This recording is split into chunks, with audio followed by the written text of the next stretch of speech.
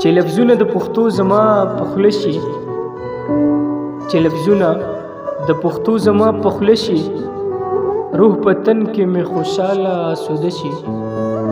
چې لفظونه د پښتو زما په خوله شي، روح په تن کې مې خوشاله آسوده شي. او پردی ژبه مې په خوله کې داسې لګي، د بدلې پښې پیزار لکه په پښه شي. پردی ژبه مې په خوله کې داسې لګي، د بدلې پښې پیزار لکه په پښه شي. او پښتانه دریغه پښتو لوستل لیکل کا، بس پدې به یې روښانه آینده شي. پښتانه دریغه پښتو لوستل لیکل کا، بس پدې به یې روښانه آینده شي.